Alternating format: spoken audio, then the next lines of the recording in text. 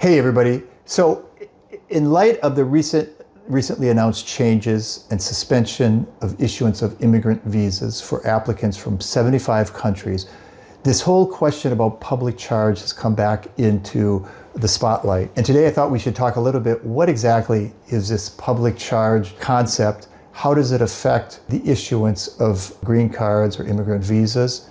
And how do we see things developing over the next couple months in light of this temporary suspension that the Trump administration has announced? So this idea about public charges, first of all, the phrase itself, for people who aren't familiar with the English phraseology, public charge means somebody who is dependent or taking advantage of or using public government benefits. So it could be food stamps, it could be subsidized public medicine, Medicaid, or Medicare, for example, or it could be some other financial assistance like SSI, supplemental social security income, which again is pretty unusual in the vast majority of cases when you're dealing with immigrants, because a lot of these options that are available, they're not available to people here on a non-immigrant visa. For example, it's very difficult for me to imagine somebody getting social security supplemental income if you were here previously, on an H-1B or some other status. I mean, a lot of these things, in theory, it sounds good, but the realities are,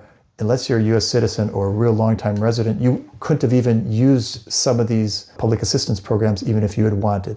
But nonetheless, there are a number of possible programs that non-immigrants might have used in the past, and the government is looking at that as to whether there's a likelihood you would be using them again if you were to move to the US, or even if you never used them in the past, is it likely that you would use them if and when you receive an immigrant visa? So this whole thing about public charges, it's been on the books for a long time. Trump brought it to the forefront in his first administration. They made some changes as to, what questions you had to answer in the forms, but in reality, I don't think a whole lot changed. And then again, there were some changes in 2022 under Biden. Some areas, maybe they loosened things up. Some, they tightened them up in terms of the public charges. But basically, there's a number of questions that you have to answer about your current income, assets. And then also there's questions about whether you've actually used any of these public assistance programs in the past. So the first question is, there's public assistance and there's public assistance, meaning not all forms of public assistance are treated the same. So the government has generally been pretty clear that things such as Medicaid for children under 21, Medicaid for pregnant women, some other health-related payments, if those were made to an applicant in the past and they received them, generally those are not disqualifying forms of public assistance. So again, there's a lot of nuances. We don't have time to go into all the details, but generally those categories that I just mentioned, if it's disaster relief, maybe you were living here temporarily and there was a hurricane and you got some money from the government. Medicaid, health insurance for your children, or maybe it was Medicaid for a pregnant woman.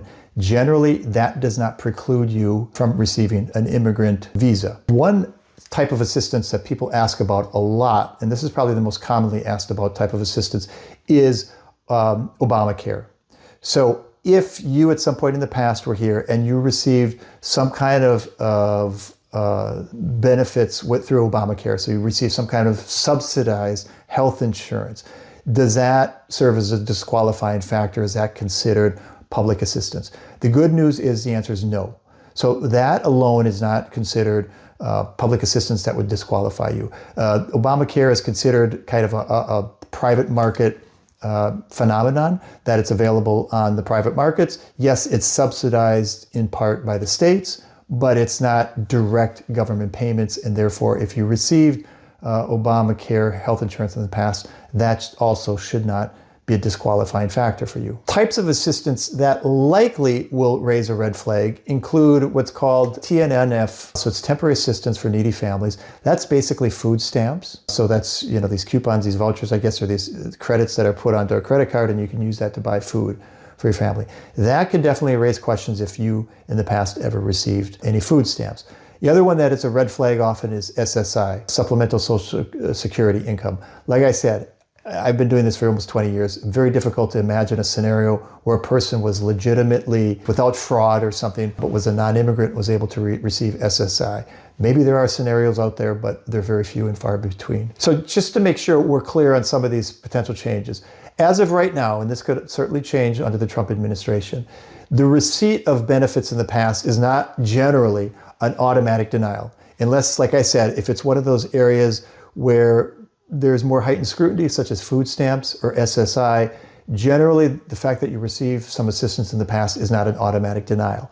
Now, that might change going forward, and ostensibly that's why the government suspended issuance of these visas to 75 people, to come up with a new program and plan to evaluate whether, people that were using this assistance in the past should not have been, and that should be a barrier for them immigrating at this point or not. So we're going to see if and how that changes going forward. But in the meantime, the same rules are still in effect, and these rules, again, go back to 2022 under Biden, and it's more of a balancing test. So they're going to look at whether you received assistance in the past, if you were here in the US for some period of time.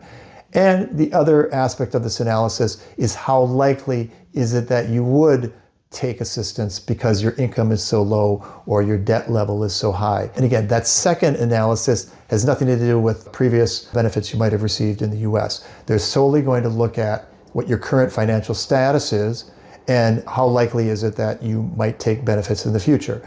Now, they're not totally clear, and I could be wrong about this, but I'm quite certain they're going to look at the poverty level in determining whether you have adequate income relative to your expenses and other debts. So they look at the poverty level income that's required, and that's a very low threshold, folks. So they're not expecting people to make $75,000, $100,000 a year to pass that threshold. I think for a family of four, maybe that threshold is maybe in the area of $30,000 or something. So we're talking about a relatively low income level that you'd have to prove to convince the officer that you're not likely to take public benefits once you move to the US. So if this was of relevance to you, I'd suggest subscribing to our channel so you can stay on top of everything. If this video was helpful, we always love it. Leave a like, and better yet, subscribe to our channel so that you can stay abreast on this and other issues affecting business immigration to the United States.